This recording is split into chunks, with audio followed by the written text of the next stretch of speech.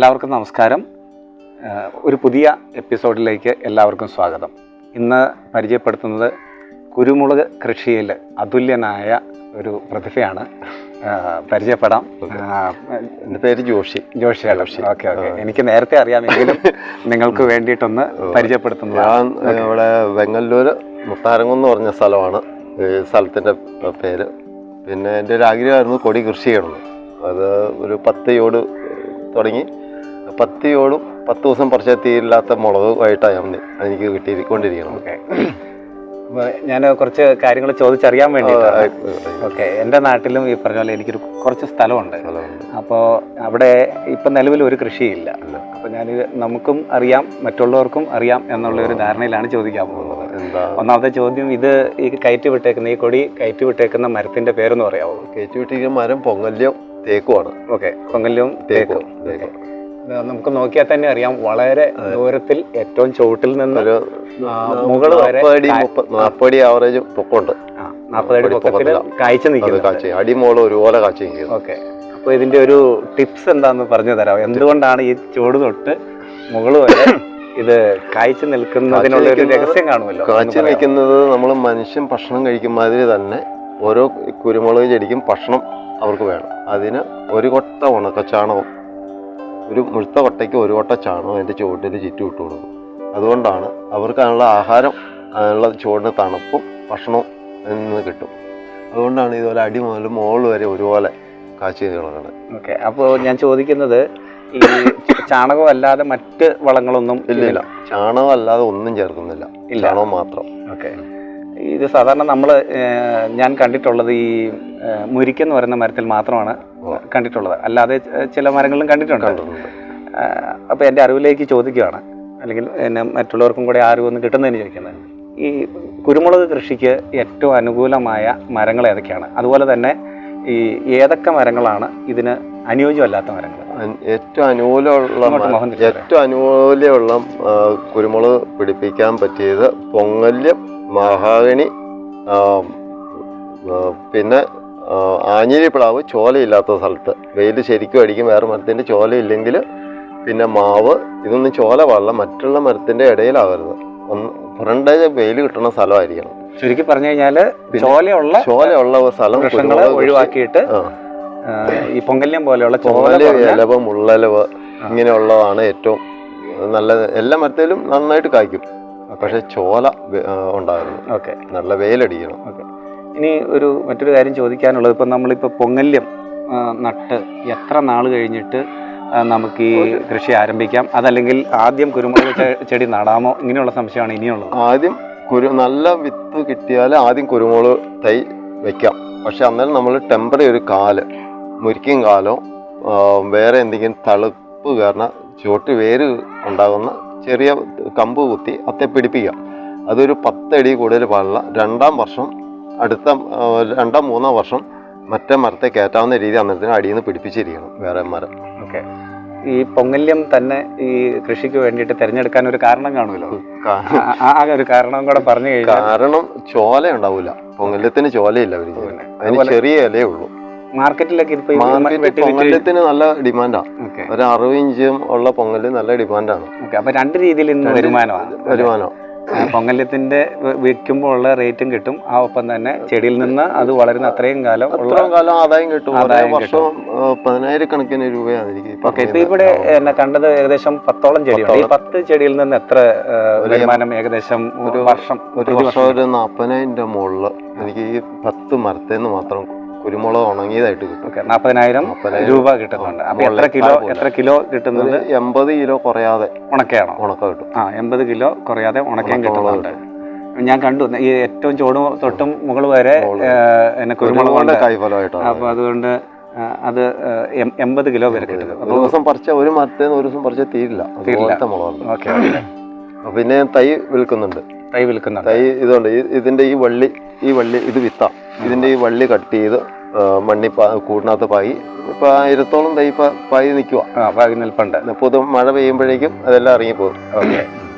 ഞാൻ മറ്റൊരു കാര്യം കൂടെ ചോദിക്കുകയാണ്. നമുക്ക് ഇപ്പോൾ ആൾക്കാർക്ക് എല്ലാവർക്കും കൃഷി നന്നായിട്ട് അറിയാവുന്നവരില്ല.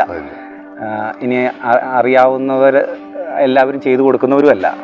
അപ്പോൾ ഞാനൊരു ചോദ്യം ചോദിക്കുകയാണ്. ജോഷി ചേട്ടൻ ഇപ്പോൾ ആൾക്കാർക്ക് വേണ്ടിയിട്ട് അവരാവശ്യപ്പെടുവാണെങ്കിൽ ഇവിടുന്ന് തൈ കൊണ്ടുപോയി അവർക്ക് കൃഷി ചെയ്ത് കൊടുക്കുമോ എന്നുള്ള ഒരു ചോദ്യം ദൂരെയാണെങ്കിൽ ചെയ്തു കൊടുക്കും. ചെയ്താൽ നമ്മുടെ ഒരു മനസ്സിൻ്റെ ഒരു സംതൃപ്തിയും സന്തോഷമാണ്. മറ്റൊരാളുടെ പറമ്പിൽ, എൻ്റെ പറമ്പിലെ പോലെ തന്നെ മുളക് കായ്ച്ച് വിളവായി കിടക്കുന്ന കാണുമ്പോൾ ഒരു ഭംഗി, അത് നമുക്ക് ഒരു അഭിമാനം അല്ലേ? 100% ഞാൻ പറമ്പ് കണ്ടാൽ ചെയ്തു കൊടുക്കുള്ളൂ. പറമ്പ് അനുയോജ്യമാണെങ്കിൽ ചെയ്തു കൊടുക്കും. ഓക്കെ. എൻ്റെ നാടെന്ന് പറയുന്നത് വെള്ളം എന്ന് പറയുന്ന നാടാണ്. അവിടെ നല്ല ചെരിഞ്ഞ പ്രദേശമാണ്. വിളവെടുപ്പിനും തൈക്കും വെയിലും അടിക്കാനും ഒക്കെ നല്ലത് ചെരുവുള്ള സ്ഥലം. ഓക്കെ, അപ്പോൾ അങ്ങനെ ചെരുവുള്ള സ്ഥലത്ത് പിടിപ്പിക്കാൻ പറ്റും. മറ്റൊരു ചോദ്യം, ഈ കാറ്റ് വീഴ്ച, അതായത് നന്നായിട്ട് കാറ്റൊക്കെ അടിക്കുന്ന സ്ഥലത്ത് കൊടി അനുകൂലമായിരിക്കും? കാറ്റ് ഊതിയെന്നും പറഞ്ഞ ഒരിക്കലും നടീൽ വസ്തു കേടാവില്ല. ഇല്ല. ആ നാട്ടിൽ കപ്പയുണ്ട്, കരിമ്പുണ്ട്, എല്ലാ കൃഷിയും, വാഴയുണ്ട്, ചേമ്പുണ്ട്, എല്ലാ കൃഷിയുണ്ട്. അതിനൊന്നും ബാധിക്കാനില്ല. ഇല്ല. ഇതിന് ചാണകത്തിനകത്ത് എന്തെങ്കിലും കെമിക്കൽ ചേരുമ്പോഴാണ് ഇത് മലയാളി അത് കാറ്റുവീഴ്ച എന്ന് പറയും. ചാണകം മാത്രം ഉപയോഗിച്ചാൽ മതി. അതിന് കാറ്റുവീഴ്ച എന്നൊരു പേര് ആൾക്കാർ പറയണം. ഓക്കെ. ഈ കുരുമുളക് ചെടിക്ക് ദോഷം നിൽക്കുന്ന കാര്യങ്ങൾ എന്തൊക്കെയാണെന്ന് പറയാമോ? ഉദാഹരണത്തിന് നമ്മൾ കുരുമുളക് ചെടിയോട് ചെയ്യരുതാത്ത കാര്യങ്ങൾ ചെയ്യരുതാത്തത്, അതിൻ്റെ ചുവട്ടിൽ കുമ്മായം, മിക്കവരും പറയേണ്ടത് ഞാൻ കുമ്മായം ഇടുകയെന്ന് പറയുന്നുണ്ട്. ഒരിക്കലും കുമ്മായം ആ മണ്ണിൽ ലയിപ്പിക്കാൻ പാടില്ല. ചാണകം മാത്രമേ ലയിപ്പിക്കാവുള്ളൂ. ചാണകവും പച്ചയിലയും ഒക്കെ ഇട്ടാലാണ് ജൈവവളമാണ്. അവരെ വേര് വന്ന് തിന്ന് പോകാനുള്ളതാണ്. അതിനകത്ത് കുമ്മായം ഒന്നും ഇടരുത്. കുമ്മായം ഇട്ട് കഴിഞ്ഞാൽ ഇതിന് വൈറസ് ആവും. ഇതിൻ്റെ വേര് നൈസ് വേറെ. അതിന് മറ്റുള്ള ചെടികളുടെ വേര് പോലെയല്ല കുരുമുളക് ഒരിക്കലും കേടാവില്ല. ഇതിപ്പോൾ 22 വർഷമായി. 22 വർഷമായി. ഇതിനകത്ത് ഏതെങ്കിലും ഒരെണ്ണത്തിന് കേടുണ്ടോ? ഒരു കേടുമില്ല. ചോദിച്ചോട്ടെ, എത്രാം വർഷം തൊട്ട് കുരുമുളക് ചെടി ഈ ഇനം, ഇത് കരിമുണ്ട അല്ലേ? ഈ കരിമുണ്ട ഇനത്തിൽപ്പെട്ട ഈ ചെടി എത്രാം വർഷം തൊട്ട് കായ്ച്ചു തുടങ്ങും?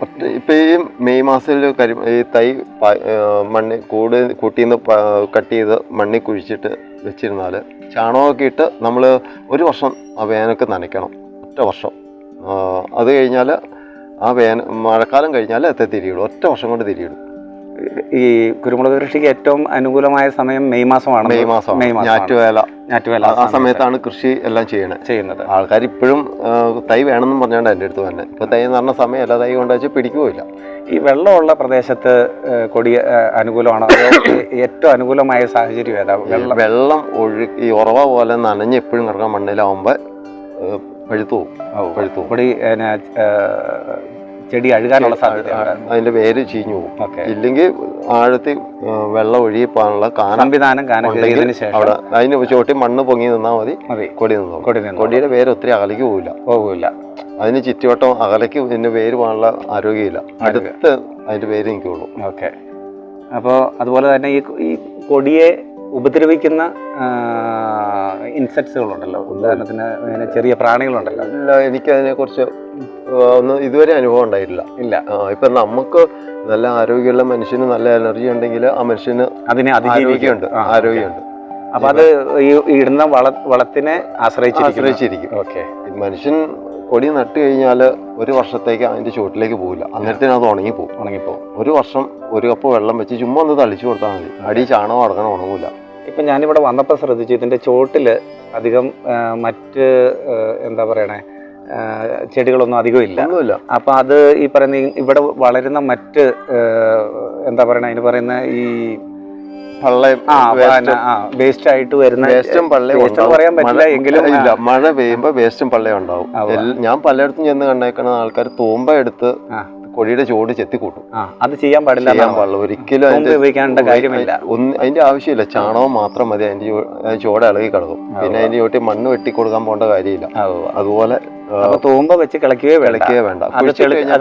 അത് തെളിച്ചു കൊടുക്കുകയോ വേണ്ട. പകരം അതിന്റെ വെള്ളയോടും തണ്ടിനോടും ചേർത്ത് ചാണകം ഇട്ട് കൊടുത്ത് ഈ വരുന്ന സപ്പോർട്ട് ചാണകത്തെ നിൽക്കണം. അപ്പൊ ഉണക്ക് വെക്കൂല. അവർക്കുള്ള ഭക്ഷണവും ആ വേര് മുഴുവൻ ആ ചാണകം തിന്നും. ഞാൻ ഇങ്ങനെ കണ്ടിട്ടുണ്ട്. ഈ പള്ളിയില്ലേ, കമ്മ്യൂണിസ്റ്റ് പള്ള എന്നൊക്കെ പറയുന്ന, ഞങ്ങളുടെ നാട്ടിൽ കമ്മ്യൂണിസ്റ്റ് പള്ള പറയാറുണ്ട്. അതുപോലെ തന്നെ ഈ കുറ്റിപ്പുല്ല് ഇങ്ങനെയൊക്കെയുള്ള കുറെ പറിച്ച് അതിന്റെ ചോട്ടിലേക്ക് ഇടും. അതവിടെ കഴിഞ്ഞാൽ അതും വളമാകും. അത് മാത്രമാണ് നമ്മൾ ചെയ്തു കൊടുക്കേണ്ട ഒരു കാര്യം. അല്ല തൂമ്പയ്ക്ക് ചെത്തി കൂട്ടുവോ ഇതൊന്നും ചെയ്യേണ്ട കാര്യമില്ല. ഇപ്പൊ ഞാനിവിടെ അടുത്ത് വെച്ച് നോക്കിയിട്ട് ഇത്രയും എനിക്ക് ആകുമ്പോൾ 10 സെന്റ് സ്ഥലമല്ല. 10 സെന്റ് സ്ഥലത്തില് വീടും ആട്ടും കോടും ഈ പരിസരവും മിറ്റം ഇതെല്ലാം പോയി കഴിഞ്ഞിട്ട് 10 യോട് കുരുമുളക് വെച്ചതിനകത്തുനിന്ന് 10-80 കിലോ കുരുമുളക് കിട്ടുമെന്ന് പറഞ്ഞാല് അത് എല്ലാവരും ചോദിക്കുന്നത് ഇത് എവിടെ നിന്ന് ഉണ്ടാവണേ, എങ്ങനെ നീ പറയുന്നത് ശരിയാണോ എന്നാണ് എല്ലാവരും ചോദിക്കുന്നത്. ഇപ്പോഴും സംശയമാണ്. അതുകൊണ്ട് ഇത് കണ്ടു കഴിഞ്ഞാൽ അതുപോലെ മുളകാ. എൻ്റെ നാട്ടിൽ എനിക്കൊരു സുഹൃത്തുണ്ട്, കയ്യാണി ജസ്റ്റിൻ എന്ന് പറഞ്ഞിട്ട്. അദ്ദേഹം പണ്ട് ഈ കുറച്ച് യാത്ര ചെയ്യുന്ന ആളാണ്. അപ്പോൾ ഈ കൊടകെന്ന് പറയുന്ന സ്ഥലത്ത് പോയിട്ട് വന്നിട്ടുണ്ട്. അപ്പോൾ അദ്ദേഹം പറഞ്ഞു അവിടെയൊക്കെ ഇങ്ങനെ മരത്തേൽ ഇങ്ങനെ ചാക്ക് കണക്കിന് ഒരു മരത്തിൽ നിന്ന് തന്നെ കിട്ടുമെന്ന് പറഞ്ഞിട്ട് കേട്ടിട്ടുണ്ട്. അപ്പോൾ ഈ പറഞ്ഞ നമ്മുടെ മനസ്സിൻ്റെ അന്ന് അദ്ദേഹം പറഞ്ഞ ആ ഒരു സങ്കല്പം നമ്മുടെ ഉള്ളിലുണ്ട്, പക്ഷെ ഒരിടത്തും കണ്ടിട്ടില്ല. ഇപ്പം ഇവിടെ വരുമ്പോഴാണ് ഞാൻ ജീവിതത്തിൽ ആദ്യമായിട്ട് ഇത്രയും ഉയരത്തിലും ഇത്രയും നിറഞ്ഞും. അതായത് ഇതിപ്പോ ഈ കുരുമുളക് കേരളത്തിലേക്ക് ഇറക്കുമതി ചെയ്തില്ലെങ്കിൽ ഞാൻ ഇന്ന് പണിയാൻ പോകേണ്ട കാര്യമില്ല. എന്ന് വെച്ചാൽ കേരള കുരുമുളകിന് 1000 രൂപ മുകളിൽ വില വരും. ഇപ്പോൾ വിയറ്റ്നാം കുരുമുളക് മിക്സ് ചെയ്താണ് നമുക്ക് ഈ മെഡിസിന് വേണ്ടിയിട്ട് ഇതെല്ലാം ഉപയോഗിക്കുന്നത്. അപ്പം നമുക്ക് വില കുറവാണ് കിട്ടുന്നത്. നമുക്കൊരു 700 രൂപ കൂടുതൽ ഒരിക്കലും കിട്ടത്തില്ല. ഇത് വെച്ചിരുന്ന വില കൂടുകയില്ല. അപ്പോൾ കുരുമുളകാണ് എപ്പോഴും നമുക്ക് മുടക്ക് കുറവ്, പൈസ മാർക്കറ്റിലാണെങ്കിലും ഇതിന് നല്ല ഡിമാൻഡ്. എപ്പോൾ കൊടുത്താലും വില താഴെ പോകുന്നില്ല. അപ്പോൾ ഒത്തിരി പ്രത്യേകിച്ച് ഒരു പണിക്കാരൻ വേണ്ട, വേറെ പ്രത്യേകിച്ച് അതിന് വേറെ പണിയോ മുടക്കോ ഇല്ല. വിളവെടുക്കുന്ന സമയത്ത് മാത്രം ഉള്ള മുടക്കേ ഉള്ളൂ. നമുക്കൊരു നമ്മുടെ ഒരു നോട്ടം വേണം എന്ന് മാത്രമല്ല. ചാണകം ഇട്ട് കഴിഞ്ഞാൽ ഒരു നോട്ടം വേണം. ചാണകം ഇട്ട് കഴിഞ്ഞാൽ ഒരു നോട്ടം, ഒറ്റ വർഷത്തേക്ക് ഇതിന് നോട്ടമുള്ളൂ. അതിന് ചുവട്ടിൽ വള്ളിയൊന്ന് കെട്ടി അതിന്റെ ചെറിയ തല കയറി വരുമ്പോൾ കൊമ്പ് കയറി വരുമ്പോൾ നേരത്തേക്ക് കൂട്ടി വെച്ച് ഒന്ന് ചുറ്റി കെട്ടും, മറിഞ്ഞു പോകാതെ സപ്പോർട്ട്. ആ ഒരു വർഷം കഴിഞ്ഞാൽ തന്നെ കയറി പോകുള്ളൂ. പിന്നെ ഇത് ഇത്ര ഉയരത്തിൽ പോകുമ്പോൾ പറിക്കാനുള്ള പറിക്കാൻ ഏണി കൂട്ടിക്കെട്ടും. 2 ഏണി കൂട്ടിക്കെട്ടി മോള് തലയ്ക്ക് മരത്തെ കൂട്ടിക്കെട്ടും. അത്തത് നിന്ന് പറിക്കും. ബുദ്ധിമുട്ടാ. ഒരു മരത്തേലൊക്കെ മുളക് ഇതുപോലെ കിട്ടുവാണെങ്കിൽ നമുക്കൊരു പറിക്കുമ്പോൾ നേരം പോക്കുണ്ട്. ഇത് ഇത്ര മുളക് പറിക്കുമ്പോൾ നമുക്ക് ബുദ്ധിമുട്ടാണ്. ഒരു മരം തന്നെ ഇത് പറിച്ച് തീരുമ്പം ഏകദേശം എത്ര ടൈം ഡ്യൂറേഷൻ എടുക്കുന്നുണ്ട്? ഇല്ല, ടൈം പറയാൻ പറ്റില്ല. ഇത് ഒരു ദിവസം പറിച്ച് തീരാൻ പാടാം. അതായത് നമ്മൾ വിശ്രമിക്കരുത്. ഞാൻ തന്നെ പറിച്ചാലും ഒരു മരത്തേന്ന് തീരാൻ പാടാം. 10 മരത്തേന്ന് പറിക്കാൻ ഏകദേശം ഒരാഴ്ച മുകളിൽ തന്നെ വേണം. അതുപോലെ മുളക്. ഒത്തിരി സന്തോഷം. കഴിഞ്ഞ പ്രാവശ്യം പറിക്കാൻ വണ്ണപ്പുറത്ത് ഒരു സുഹൃത്ത് വന്ന് കൂടിയിട്ടുണ്ടായിരുന്നു. അത് കാരണം എളുപ്പമുണ്ടായിരുന്നു. പക്ഷെ ആരെങ്കിലും ഒരാളെ ഒപ്പിക്കണം, സപ്പോർട്ട് ചെയ്യാൻ.